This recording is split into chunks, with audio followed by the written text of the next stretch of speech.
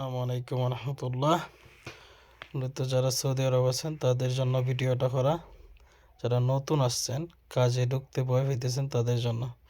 এই যে আজকে আমি দেখাবো আপনাদের, এই যে এটা একটা ট্রে দিয়া, ট্রের ভিতরে আমাদের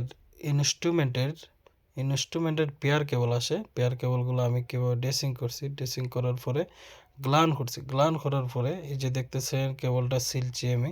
সিলার পরে এই যে কেবলগুলো দেখতেছেন ড্রেসিং করছি জিবির ভিতরে খুব সুন্দর করি একবারে, এই মাথার থেকে জিবির শেষ মাথা পর্যন্ত আমি কেবলটা নেই। ড্রেসিং করার পরে এদিকে আরেকটা রাউন্ড দিচ্ছি, দেওয়ার পরে কেবলের ভিতরের দিকে সুন্দর করে রাউন্ড করে কেবলটা যাতে সুন্দর দেখা যায় কাজটা, এবার রাউন্ড করে কেবলটা টার্মিনাল নাম্বারে নিয়ে আসি। কেবলের গায়ে আমাদের নাম্বার লেখা থাকে, ওই 1 2 3 4 5 6 এভাবে। আমার এটা 30 পেয়ারের কেবল, ঠিক আছে নি? এই যে টার্মিনাল নাম্বার দেখতেছেন, 1 নাম্বার টার্মিনাল নাম্বার। ফেরুলের গায়ে আছে 1 নাম্বার, কেবলের গায়েও আছে 1 নাম্বার। হ্যাঁ, এভাবে 2 নাম্বার হইলে 2 নাম্বার কেবলের মধ্যে আপনার 3 4 থাকবে, 3 নাম্বার কেবলে 5 6 থাকবে, এভাবে, বুঝছেন নি? এই যে দেখতেছেন কেবলটা খুব সুন্দর করে ড্রেসিং করার পরে আমি টার্মিনেশন করছি। নিচের টার্মিনাল নাম্বার দেখে কেবলের গায়ে নাম্বার লেখা আছে, পেরোলের গায়ে নাম্বার লেখা আছে, ওয়ান বাই করে টার্মিনেশন করছি।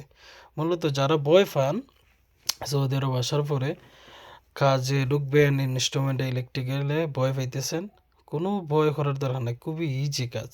সম্পূর্ণ কিছু আপনার বিবেক আছে, বুদ্ধি আছে, যদি একটু দিমাগ কাটান সম্পূর্ণ কিছু ইজি। এটাও আমার হাতের কাজ করছি। এই যে টার্মিশন কেবল ড্রেসিং করার পরে জিবিটা আমি ক্লোজ করছি।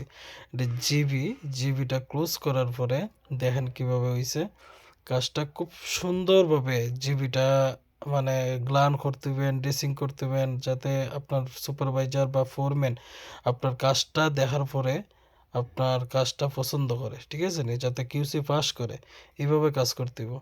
এই যে নিচে করার পরে দেখেন খুব সুন্দর দেখা যাইতেছে কাজটা। এটা জিবিটা ক্লোজ করে দিছি।